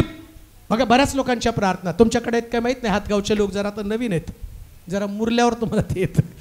मुरलेल्या ख्रिस्ती लोकांना जमतं बरं का ते, तुम्हाला नाही जमत. तुम्ही बिचारे भोळे एकदम दिसत आहेत, तुम्हाला नाही ते कळ. पण थोड्या दिवसांनी मुरल्यावर तुमच्यात येईल म्हणून आत्ता सांगून जातो. एकमेकाची खोली साफ करू नका, आपली खोली साफ करा. आपल्या खोलीमध्ये बघा, आपल्या खोलीमध्ये बघा. दावीद म्हणतो माझं पाप नित्य माझ्या समोर आहे, नित्य माझं पाप, माझ्या चुका, माझे दोष. अजून एक गोष्ट तुम्हाला सांगतो, तुम्ही कोणाचे वॉचमन नाही. आमेन म्हणाल का? कोणावरच देखरेख करायला देवा, तुम्हाला तुमची देखरेख करायला सोड. मी गेलो दुसऱ्याचा द्राक्षमळा राखायला आणि माझ्याच द्राक्षमळ्यात लांडगे शिरले. आम्ही दुसऱ्याची राखण करायला खूप जातो. याचं काय बाई, त्याचं काय बाई, काय नुकसान नाही. मी ना तिच्यासाठी प्रार्थना करत आहे, देवा तिचं सोड, तुझं बघ. तिच्यासाठी प्रार्थना करते, मी हिच्यासाठी प्रार्थना करते. आधी तुझ्या तर खोलीमध्ये शिर ना, तुझ्या खोलीमध्ये जा, तुझ्या खोलीमध्ये काय ते बघ. माझ्या चुका, माझे दोष, माझ्या उणिवा, माझ्या घरातले प्रश्न. युनिव्हर्सल प्रार्थना आणि पर्सनल प्रार्थना, व्यक्तिगत प्रार्थना. व्यक्तिगत प्रार्थनेमध्ये तुम्हाला तुमचे दोष शोधावे लागतात. ही खरी प्रार्थनेची पद्धत आहे, ही फलदायी प्रार्थना आहे. दानिएलच्या पुस्तकामध्ये असलेल्या दानिएल प्रार्थनेला त्याने सुरुवात केल्यावर त्याच्या प्रार्थनेचा विषय तो म्हणतो माझं कधी परमेश्वर तुमच्या परिवाराला चर्चकडे पाहतो आणि परमेश्वर लोक जर देवाचं ऐकत नाही, नीट ऐका, चर्चकडे पण तो पाहत असतो. पाळक वचन सांगतो, प्रवचन करतो, संदेश देतो, तळमळीने सांगतो. आज दुपारी फार तळमळी मी तुम्हाला सांगत आहे, फार कळकळवून तुम्हाला सांगत आहे. मग विचार करा, परमेश्वर बोलत आहे आणि वारंवार तुम्ही त्याच पापाकडे जाता, त्याच गोष्टी पुन्हा करत राहता. इथं असं लिहिलं, परमेश्वरानं आपलं मन बदललं आणि त्याने मोशेला सांगितलं या सगळ्यांचा मी रानामध्ये नाश करून टाकतो. का? कारण लोक ऐकत नाही. देवाचे प्रिय लोक, कोणतीही सभा, कोणताही रविवारचा संदेश, केव्हा केव्हा तुम्ही एकत्र जमता, जेव्हा जेव्हा तुम्ही एकत्र जमता आणि तिथं देव बोलत असतो, त्या देव संदेशाच्या मुखातनं बोलत असतो. स्वर्गातलं देव तुमचं ऑब्झर्वेशन करत असतो, निरीक्षण करत असतो, सगळ्याला पाहत असतो. तुम्हाला काय वाटतं, जे मी ओरडत आहे ना, जी ओरडत आहे, हा काही माझा प्रोफेशन नाही किंवा तुम्हाला खूप ओरडून सांगितल्यावर मला बरं वाटतं आणि तुमची मंडळी त्याच्यासाठी काही मला हजारो रुपये पे करणार नाही. पण मला माहिती आहे देवाच्या वचनात लिहिलं, कंठराव कर, कसर करू नकोस, राष्ट्रास आपली पातक विदित कर. करणं अस्पष्ट नाद करेल तर युद्धाची तयारी कोण करेल. त्याच्यासाठी मी तुम्हाला सांगत आहे. आणि प्रभू ही माझी तळमळ बघत आहे आणि प्रभू तुम्हाला पण पाहत आहे. आणि जेव्हा देवाचे लोक, देवाचा सेवक जीव तोडून सांगतो, मोशे जीव तोडून सांगत होता, अरे देवाच्या विरोधात बंड करू नका, पण लोक ऐकत नव्हते. त्या शास्त्र सांगतं, नीट ऐका, मी तुम्हाला प्रार्थनेला प्रोत्साहन देणार आहे. काही वेळेस, किती वर्ष झाले हातगावला इथं मंडळीला? किती? 18 वर्ष झाले. 18 वर्ष देवाचा सेवक इथं येऊन येऊन ओरडून सांगत आहे. आणि इथं एक सुंदर कष्ट करून हे सगळं लावणं सोपं नसतं बरं का. हे पत्रे, हे छत, आणि तुमचे लोक एवढे श्रीमंत लोक नाहीत, मला माहिती आहे. पाहिल्यावर लक्षात येतं हे कसं कसं जमा करून जिथं घोषणा केली जात आहे. देवसेवकाची सगळी तळमळ पाहत असतो. काय केलं या व्यक्तीनं? 18 वर्ष, 18 वर्ष काय केलं? 18 वर्ष कशा पद्धतीने तुमच्या घरात, तुमच्या परिवारामध्ये एक एक व्यक्तीकडे येऊन कशी सुवार्ता सांगितली, सगळं प्रभू पाहतो, सगळं पाहतो. मग देव हातगावचा विचार करताना म्हणतो 18 वर्ष हे लोक माझं ऐकत नाही. माझ्या सेवकांना तळमळ. 18 वर्षापूर्वी आल्यावर त्यांची एनर्जी, 18 वर्षापूर्वी दुसरं काहीतरी करू शकले असते ते त्यांनी केलं नाही, पण इथे येऊन सेवा केली. आता बघा, हे सगळं ऑब्झर्वेशन देव करतो आणि बघतो हदगावमध्ये या परिवारातले जे लोक आहेत ना, तर म्हणतो ऐकत नाही. नीट ऐका बरं का. अब्राम, परमेश्वर त्याला दर्शन देतो आणि तो म्हणतो की माझ्या मनातली गोष्ट मी सेवकाला न सांगता पुढे जाऊ कशी काय. तो सदोम गोमोराचा नाश करण्यासाठी आला होता. आणि मग देव अब्रामाला सांगतो, पहा मी सदोम गोमोराचा नाश करण्यासाठी आलो. त्यास अब्राम त्याला म्हणतो, देवा माझा पुतण्या त्या ठिकाणामध्ये 40 लोकांसाठी तू त्या गावाचा नाश करशील का. तो म्हटलं 40 लोक सापडले तरी नाश नाही करणार. त्याला आठवलं 40 लोक पण नसतील, 30 लोक सापडले 30 लोकांसाठी सुद्धा नाश करणार. 20 लोक सापडले 20 साठी पण नाही करणार. देवा 10 लोक 10 साठी पण नाश करणार नाही. मग परमेश्वर निघून जातो. मग लोट त्या ठिकाणी अब्राम त्याला सांगतो, माझा पुतण्या लोट त्या ठिकाणी तेवढा त्याचा बचाव कर. इकडे देव, नीट ऐका बरं का, 2 पद्धती आहेत. एक मोशे, अब्रामानं प्रार्थना केली आणि त्या प्रार्थनेनं लोट आणि त्याचा परिवार वाचला. आणि इकडं मोशेनं प्रार्थना केली आणि अख्खे इस्रायल लोक वाचले. अख्खे इस्रायल लोक वाचले. हो, आहात कुठं तुम्ही? मी प्रार्थने संबंधाने बोलत आहे. हदगावचा विचार करताना 2 गोष्टी घडतील. कदाचित हा शब्द मी वापरत आहे. तुम्ही चर्चला येता, तुम्ही देवाचं वचन ऐकता, तुमची लेकरं, तुमची सासू, तुमचे सासरे, तुमचे दीर, तुमची मुलं, तुमच्या मुली या चर्चला येत नाही. देव तुम्हाला बाहेर काढून, लोटाला आणि त्याच्या परिवाराला बाहेर काढून त्यानं सदोम गोमोराचा नाश केला. तसं तुम्हाला बाहेर काढून तुमच्या परिवाराचा नाश करेल. मग तुम्हाला वाटेल का तुमची लेकरं नरकात पडावीत? तुम्हाला वाटतं का तुमचा नवरा नरकात पडावे? तुम्हाला वाटतं का तुमची सासू, तुमची आई, तुमच्या घरातले लोक नरकामध्ये यातना भोगावेत? मग यांना बाहेर काढणार कसं? मोशे देवासमोर 40 दिवस आणि 40 रात्र पालथा पडला. त्यानं देवाजवळ रदबदली केली. देवाचे प्रिय लोको, आज एक गोष्ट मी तुम्हाला सांगेल, अशी प्रार्थना करा, देवासमोर पालथ पडा, देवाचं मन बदलावं आणि तुमचं सगळं कुटुंब चर्चमध्ये असावं. सगळं कुटुंब चर्चमध्ये असावं. तोपर्यंत शांत बसू नका. ही प्रार्थना अनेक राष्ट्रांना देवाकडे वळवणारी प्रार्थना आहे. अनेक राष्ट्रांना. अजून एक गोष्ट तुम्हाला सांगतो, काही वेळेस तुम्हाला देवाजवळ बसून प्रार्थना करणं गरजेचं आहे का? परमेश्वर तुम्हाला तुमच्या प्रार्थनेच्या द्वारे तुमच्या परिवाराला संरक्षण देत असतो. परिवाराला, कुटुंबाला. तुम्ही प्रार्थना करत नाही म्हणजे तुमचा परिवार तुम्ही धोक्यामध्ये अडकून ठेवत आहात. प्रार्थना करत नाही. इथं आहे निलू, बसलाय तो माझ्या मागं. हा माझा भाऊ आहे. एकदा हे दोघं भावंड विजापूरवरून सोलापूरकडं गाडी घेऊन निघाले होते. किती प्रार्थनेचं महत्त्व आहे मी तुम्हाला सांगतो. त्याला भेटून विचारा डिटेल स्टोरी. तिकडून निघाले.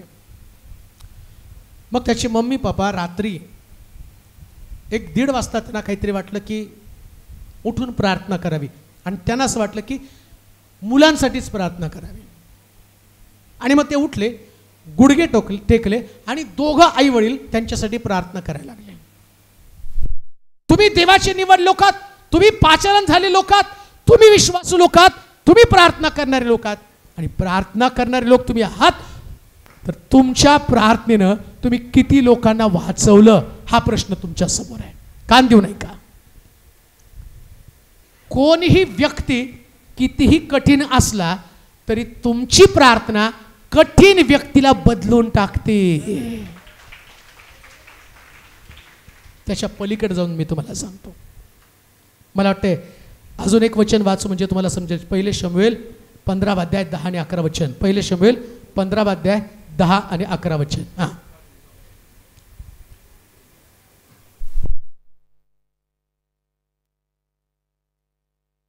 वचन प्राप्त झाले. मग शमूएलाला परमेश्वराचे वचन प्राप्त झाले.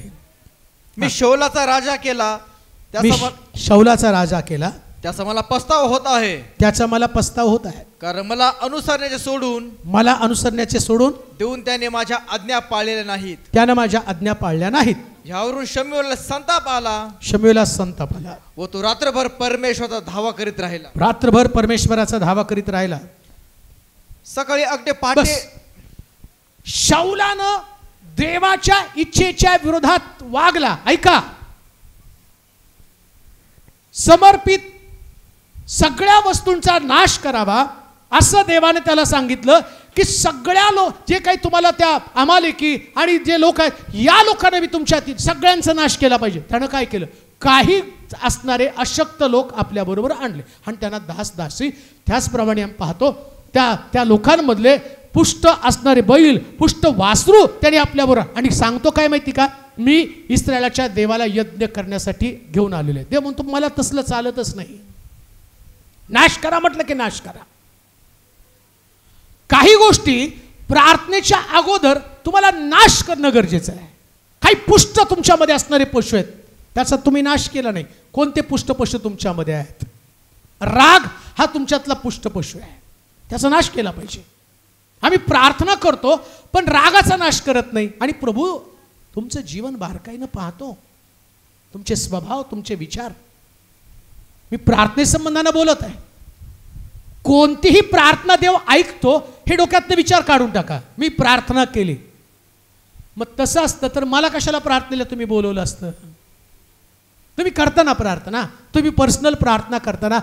आता प्रश्न तो आहे, तुमची प्रार्थना देव का ऐकत नाही, मग ठराविक लोकांची देव प्रार्थना का ऐकतो?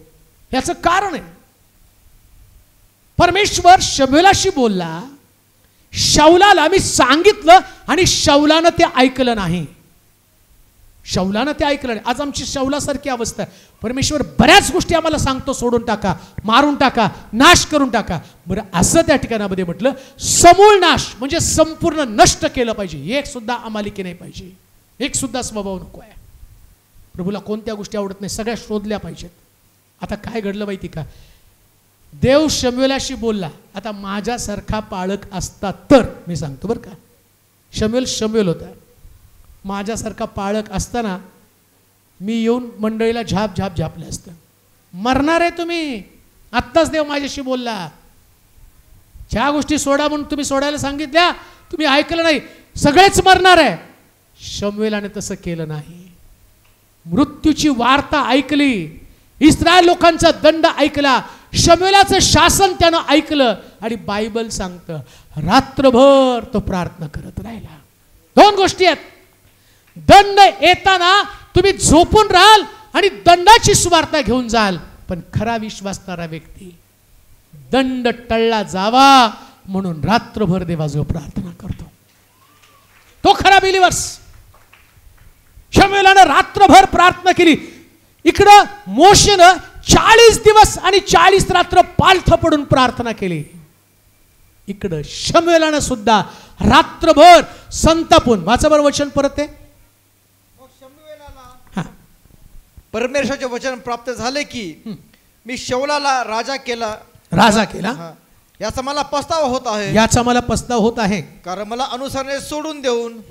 अनुसरण्याचे सोडून देऊन त्याने माझ्या आज्ञा पाळल्या नाहीत. यावरून शमूएलाला संताप आला.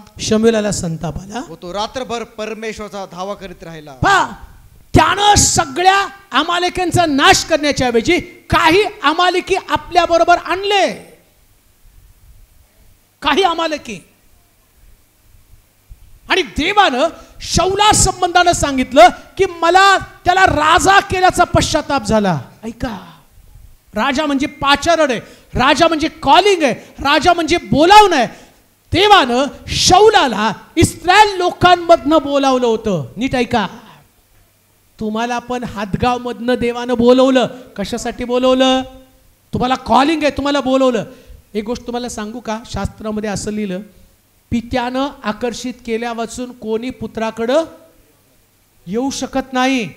म्हणजे तुम्ही स्वतःहून आला नाही, देवानं तुम्हाला बोलवलं म्हणून तुम्ही आलेला आहात.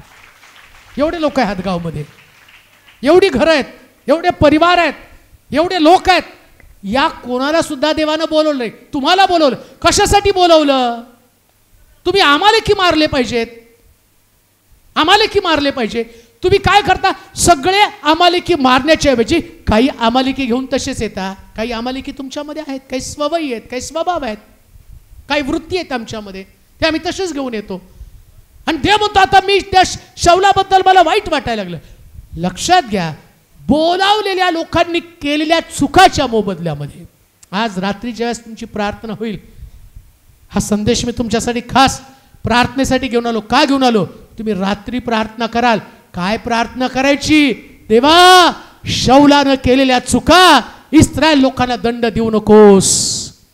या तुमच्या गावाला वाचवण्यासाठी तुम्हाला रात्री परमेश्वराकडे रद्दबदली करावी लागेल. अशा प्रकारचे शमूएल देवाला आवश्यक आहे, असले शमूएल आवश्यक आहे. ही प्रार्थना आहे. तुम्ही जेव्हा प्रार्थना कराल, देव तुमच्या राष्ट्राला वाचवेल. जेव्हा मी सोलापूरमध्ये पहिल्यांदा पाऊल टाकलं, सोलापूरमध्ये पाऊल टाकल्यावरती माझं गाव पुणे, पण पुण्यातनं देवानं मला विजन दिलं, मला सोलापूरमध्ये पाठवलं. जेव्हा मी सोलापूरमध्ये आलो तेव्हा सोलापूरमध्ये पाणी नव्हतं, सोलापूरमध्ये रस्ते नव्हते, सोलापुरात फक्त चोर होते, सोलापुरात फक्त सायकली होत्या, सोलापूरमध्ये सगळ्या कारखाने बंद पडलेले होते. अशा परिस्थितीमध्ये देवानं सोलापूरमध्ये मला पाठवलं. आणि तुम्हाला माहिती आहे का, 17 वर्ष चर्चचं भाडं भरण्यासाठी मी व्याजानं पैसे काढत होतो बरं का. व्याजानं पैसे, भाड्याचं चर्च होतं, चर्च नव्हतं आमच्याकडं, व्याजानं पैसे काढत होतो. 17 वर्ष कठीण परिस्थिती. अशा कठीण परिस्थितीमध्ये ज्या शहरामध्ये मी आलो त्या शहरामध्ये हातात पैसा नाही, भविष्य अंधकारमय, लोकांची परिस्थिती हालाकीची, बिडी कामगार, अतिशय कमालीचं दारिद्र्य या शहरामध्ये होतं. आता या शहराला बदलायचं कसं काय, कसं? एक मोठं चॅलेंज आहे. बदलणार कसं या शहराला? बायबल हे काही नुसतं पुस्तक वाचायचं पुस्तक नाही. माझा विश्वास बायबलवरती होता आणि मी तशी प्रार्थना करायला सुरुवात केली.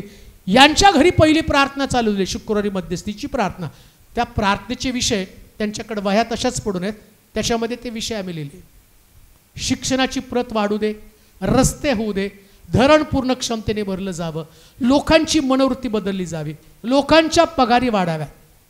सगळ्यात मोठा दशांश माझ्याकडे 500 रुपये, भाडं तर भरमसाठ, 100 रुपये 50 रुपये लोकांची दशांश देण. कसं चालणार आहे सगळं, कसं मॅनेज करणार आहे? 17 वर्ष कर्ज माझ्या डोक्यावरती.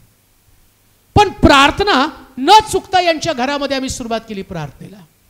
तुम्हाला सांगू का, जशा आम्ही प्रार्थना केल्या तशी देवानं सोलापूरची परिस्थिती बदलली. रस्ते, युनिव्हर्सिटी, लोकांची पगार या सगळ्यामध्ये वाढ केली. मी म्हणतो हदगावच्या लोकांनी प्रार्थना केली, MIDC येईल, लोकांना काम मिळेल, तुमचे तरुण बाहेर जाणार नाही, याच गावात प्रभू त्यांना भरपूर देणार. याच ठिकाणामध्ये देव सगळं देतो, त्याच्यासाठी त्याला प्रार्थनेची गरज आहे. शमूएल देवाजवळ उपडा वरच्या खोलीमध्ये, वरच्या घराच्या वरच्या ठिकाणी एक खोली बांधली आणि त्या खोलीमध्ये तिने एक गोष्ट ठेवली होती, 4 गोष्टी ठेवल्या: मेज, समई, त्याचप्रमाणे मी पाहतो पलंग आणि खुर्ची. 4 वस्तू तिने तिथे ठेवल्या होत्या. 4 वस्तूमधली एक वस्तू कशी कामाला आली ते तुम्हाला सांगत आहे. आता 4 वस्तू संबंधाने मी बोलत नाही, पण त्यातली एक वस्तू, त्या बाईनं ज्या 4 वस्तू घरामध्ये ठेवल्या होत्या, तिला माहित नव्हतं या 4 वस्तूची पॉवर काय आहे, कशा पद्धतीने उपयोगाला येणार आहे. आलिशा ज्या पलंगावर निजत होता ना, त्याच पलंगावरती त्या मुलाला त्यानं ठेवलं. आलिशाची एक ताकद आहे, एक सामर्थ्य आहे. आलिशा ज्या डोंगरावरती होता त्या डोंगरावर ती बाई त्याला भेटायला गेली. सगळा वृत्तांत तुम्हाला वाचून दाखवायला वेळ नाही. तिच्या नवऱ्याला ती म्हटले की बघा, नवरा म्हटला की बघ मुलगा मेलेला आहे. ती म्हटली ठीक आहे, मी जाते आणि देवाच्या माणसाला भेटून येते. तो प्रश्न काय करतो, आज काही शब्दात नाही, चंद्रदर्शन नाही, मग कशाला तू चालली देवाच्या माणसाला भेटायला? शब्दात चंद्रदर्शनाच्या दिवशी देवाच्या माणसाला भेटायचं, संदेशाला भेटायला जाण्याचं आता कारण काय? ती म्हटली मला जाऊ दे. तिने आपलं गाडो हाकत हाकत डोंगरापर्यंत पोचली, डोंगरापर्यंत पोचली आणि डोंगरावरती तिला आलिशा सापडला. आणि इकडे आल्यावर हे चर्च पण डोंगरावरतीच आहे बरं का. तुम्हाला पण डोंगरावरती यावंच लागतं. आणि डोंगरावरती मिराकल करणारा व्यक्ती लपलेला आहे, हे लक्षात ठेवा. चमत्कार करणारा व्यक्ती डोंगरावरचा व्यक्ती तिनं डोंगरावर नाही ठेवला. तो म्हटलं मी गेहजीला पाठवतो, त्याला घेऊन जा. आणि गेहजी पण निघाला. गेहजी म्हटलं चमत्कार करण्यासाठी काठी दे आपली. त्यानं काठी घेतली. गेहजी गेला, मुलाच्या तोंडाला काठी लावली तो उठला नाही. काठीनं मुलगा उठणार नाही. ज्या पलंगावरती आलिशान निसतो त्याच पलंगावरून तुमचा मृत झालेला आशीर्वाद उठणार आहे. आलिशाचा पलंग. काय होतं आलिशाच्या पलंगाचं वैशिष्ट्य? खरं तर तुम्ही नवीन लोक आहेत, तुम्हाला माहीत नाही, पण जाता जाता सांगतो. जेव्हा या मंडळीत तुम्ही जुने व्हाल, आलिशाचा पलंग, आलिशाचा पलंग म्हणजे आलिशाचं विसाव्याचं ठिकाण. मंडळीमध्ये लोक देव त्यांची प्रार्थना कधी ऐकतो? जेव्हा आलिशाच्या पलंगावर तुमचा मुलगा निजणार आहे. आलिशाच्या पलंगावर मुलगा निजणं म्हणजे काय? बऱ्याच मंडळांमध्ये पाळकाला विसावा नसतो. पाळकाला चाव चाव चाव चाव मंडळी करत असते, त्रास देत असते मंडळी.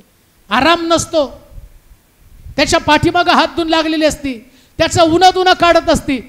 खाली बसा, खाली बसा. मंडळी पाळकाला त्रास देण्याचं काम करत असते. त्या मंडळीमध्ये चमत्कार घडत नाही, प्रार्थना ऐकल्या जात नाही. ज्या मंडळीमध्ये पाळकाला स्वस्थता असती तिथं देव प्रार्थना ऐकत असतो. त्याला आलिशाचा पलंग म्हटलेला आहे. आलिशाचा पलंग. म्हणून मंडळीमध्ये तुम्ही आल्यानंतर असे लोक बना की तुमच्या पाळकानं विसावा घेतला पाहिजे. पाळकानं घरी जाऊन टेन्शनमध्ये नाही गेलं पाहिजे. त्रास देतात सारखे लोक नाही का ते चर्च सुटल्यावर मध्ये. बघा त्यांच्याच घरी जातात, आमच्या घरी येत नाहीत. तेच जवळचे कुणाला भेटायला चर्चमध्ये? बोला की. अरे कुणाला भेटायला आता? जोरात बोला, सगळ्यांनी बोला. कुणाला भेटायला आता? सेवकाला. जावा घरी. देवाला भेटायला. कुणाला भेटायचंय? देवाला भेटायचंय. मग कोण भेटलं पाहिजे तुम्हाला चर्चमध्ये? घरी कोण यायला पाहिजे? मग पाळक नाही आला, मग याचे कान फूक, त्याचे कान फूक. पाळक असा, पाळक तसा, कसा सेवकाला विसावा मिळेल? पण जेव्हा तुम्ही देवाच्या मंदिरात येता, कोणी भेटलं नाही तरी चालेल, पण देव भेटणं गरजेचं आहे. हाच पाळकाचा विसावा आहे. हा विसावा आहे. मला माझ्या मंडळीमध्ये विसावा कधी मिळतो? प्रत्येक व्यक्तीला देव भेटतो. प्रत्येक व्यक्तीला, प्रत्येक व्यक्तीला देव भेटतो. आणि मंडळी स्वस्थ चित्तानं काय करतो पाळक ते पाहत राहती. मग चर्च अत्युच्च लेवलला जातं आणि तिथं मेलेला मुलगा जिवंत होतो. म्हणजे काय होतं माहिती का? तुमची मेलेली प्रत्येक व्यक्ती जी देवाच्या घरामध्ये नाही, अशी व्यक्ती पुन्हा एकदा घरात फिरायला सुरुवात होईल. परमेश्वराच्या घरामध्ये येईल. परमेश्वराच्या घरामध्ये येणार. म्हणून शास्त्र सांगतं तिनं आलिशाच्या त्या पलंगावर त्या मुलाला टाकलं. आणि मग आलिशा त्या मुलावरती उपडा पडला आणि त्यानं देवाजवळ प्रार्थना केली. ऐका देवाचे प्रिय लोक, आज हे परमेश्वराचं घर आहे. या घरामध्ये शुनेम या ठिकाणच्या थोर स्त्रीप्रमाणे जसं त्या बाईनं आपला मुलगा घेऊन मेलेल्या मुलासाठी रदबदली घेऊन आलिशाकडे गेली आणि आलिशा तिला म्हटला, मी तुझ्या घरी येऊन तुझ्या मुलाला जिवंत करतो. मी तीच गोष्ट तुम्हाला सांगत आहे. शेवटच्या टप्प्यामध्ये आम्ही आलेलो आहोत. तुम्ही गारणं घेऊन देवाकडे आला, पण आलिशा तुमच्या घरी येऊन जो तुमचं मेलेलं मूल जिवंत करणार आहे, मेलेला आशीर्वाद तुमच्यासाठी जिवंत करणार आहे, तुमच्यासाठी प्रार्थना करणार आहे. प्रार्थनेची ताकद तीच आहे प्रियांनो. ही प्रार्थनेची ताकद आहे. जेव्हा तुम्ही प्रार्थना करता, आलिशा तुमच्या समोर असतो, आलिशा पलंगावर असतो. आणि त्यावेळेस ज्या परिवारामध्ये, एक मुद्दा जाता जाता सांगतो, आणि तो मुद्दा सांगत असताना तुमचा परिवार असला परिवार असू द्या की तुमच्या परिवारामध्ये आलिशानं म्हणजे पाळकानं यावं. कधी कधी काय घरामध्ये पाळकाला जाऊ वाटत नाही का? तर ते प्रॉब्लेमॅटिक लोक आहेत. हो, प्रॉब्लेमॅटिक लोक असतात. दोष देणारे, नावं ठेवणारे लोक तोंडावर पाळक साहेब साहेब म्हणतात आणि गेल्यावर त्याला काय कळतंय? पाळकाला काय डोकंच नाही, मूर्खच आहे, त्याला माणसाची पारख नाही. अरे त्याला माणसाची पारख नसती, तुला असती तर तू पुलपीटवर तो खाली असता. त्याला कशी पारख नाही? देव येडाय का देव? तुम्हाला सोडून त्याला तिथं नेमायला. तुमचा परिवार नित्य देवाच्या सेवकाचा सन्मान करणारा परिवार असला पाहिजे.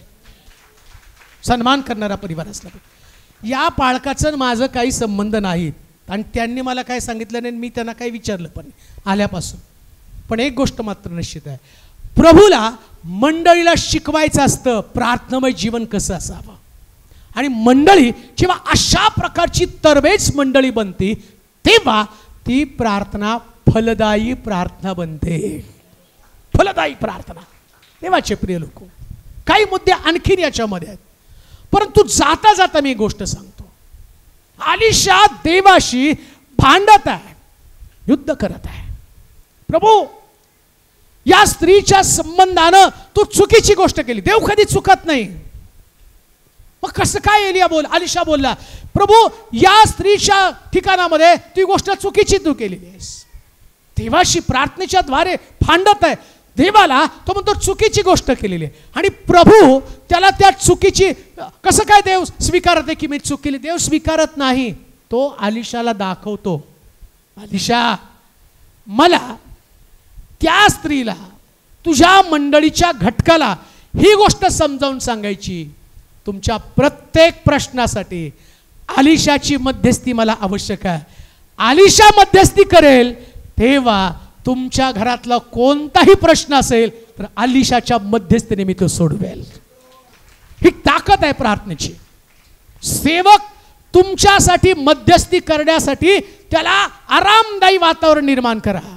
त्याचं अंतःकरण तसं प्रार्थना करणार, देवाशी युद्ध करणारं अंतःकरण असलं पाहिजे. देवाशी भांडणारं. कधी भांडणार आहे तो? आपलेपणा. त्या बाईविषयी त्याला आपलेपणा वाटला, परिवाराविषयी त्याला आपलेपणा वाटला. त्याला असं नाही वाटलं त्या बाईचं पोरगं मेलं, मी तिच्यासाठी प्रार्थना केली, तिला मुलगा मेलं. तो म्हणतो मरू देणार नाही.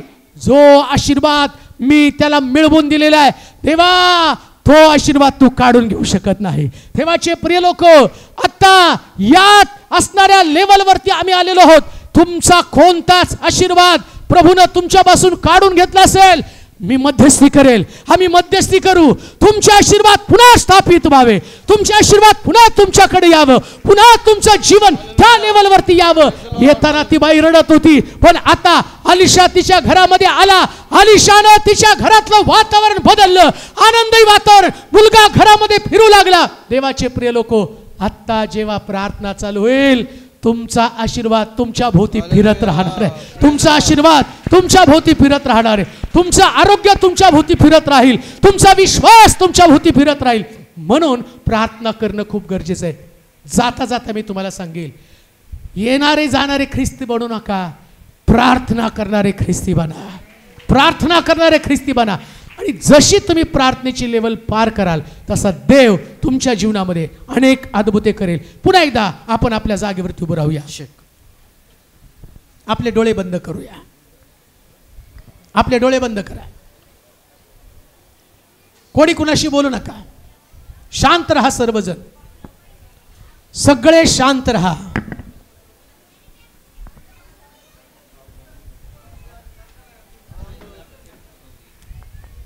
डोळे बंद करा. आपले डोळे बंद करा.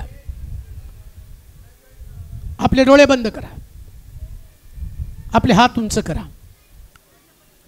देवाशी बोलायला सुरुवात करा. जे तुम्ही ऐकलं, काय तुम्हाला आवश्यक आहे, कोणता तुमचा प्रश्न आहे, कोणत्या गोष्टीसाठी तुम्ही रडत आहात. ती बाई आपल्या मुलासाठी रडत होती. तिचा मुलगा मेलेला होता, त्याचा शेवट झालेला होता. आता तुम्हाला ती गोष्ट करायची. प्रभूला हाक मारा. अलीशाला तिने हाक मारली, अलीशा माझ्या बरोबर चल. माझा मुलगा मेलेला आहे, माझा मुलगा मेलेला आहे. माझ्या मुलाला तू जिवंत कर. तुला मी मागितला नव्हता, तू दिलास. का तुम्ही देवाशी भांडत नाही? का प्रभूला म्हणत नाही, प्रभू माझ्या घरात माझा पती व्यसनाधीन आहे, कधी त्याला जिवंत करणार? कधी तो माझ्याबरोबर चर्चला येईल? माझा मुलगा वाईट संगतीमध्ये अडकला, तो कधी तुझ्या घराकडे येईल? तो मेलाय प्रभू, तो मेलाय देवा. कधी हाक मारणार प्रभूला? कधी म्हणणार देवा ही परिस्थिती बदल? कर्जबाजारी तुम्ही आहात, मुलींचे प्रश्न तुमच्या समोर आहेत, मुलींना स्वतःचे प्रश्न समोर आहेत. कधी म्हणणार आहे प्रभू मला तुझी गरज आहे, माझ्यावरती कृपा कर, माझ्यावरती दया कर. आवाज द्या प्रभूला, आवाज द्या, आवाज द्या, आवाज द्या. मोठ्यानं बोला. आपल्या प्रार्थना, आपल्या विनंत्या, आपल्या मागण्या देवासमोर कबूल करा. दारिद्र्य, उपासमार, कौटुंबिक वाद, कुठवर कुठवर कुठवर कुठवर सोसणार आहात? आता मोकळे व्हा. हाक मारा, आरोळी मारा, आरोळी मारा. अलिशा तुमच्या जवळ आहे. अलिशा, देव तुमच्या जवळ आहे, येशू तुमच्या सोबत आहे. त्याचा अनुग्रह, त्याची कृपा आहे, पवित्र आत्मा आमच्यामध्ये आहे. हाक मारा देवाला. गप्प राहू नका. आशीर्वाद फिरायला सुरुवात होणार आहे. अवतीभोवती तुमच्या जवळ, तुमचं आरोग्य तुमच्या जवळ आहे. Thank you Jesus. Hallelujah, hallelujah, hallelujah, hallelujah, hallelujah. बोला देवाशी, बोला, बोला, बोला. आवाज द्या. हाक मारा प्रभूला. Thank you Jesus. Thank you Lord. Thank you Lord. Thank you Lord. Thank you Jesus. रिबा शाखराबा सेरे बेरे बेरे बेरे बेरे बे. रिबांदा बा शबा तुरा बा सबा थी रिबाला शाखा तोरा बोरा बोरा. बोला, बोला, बोला प्रभूशी बोला. Thank you Lord.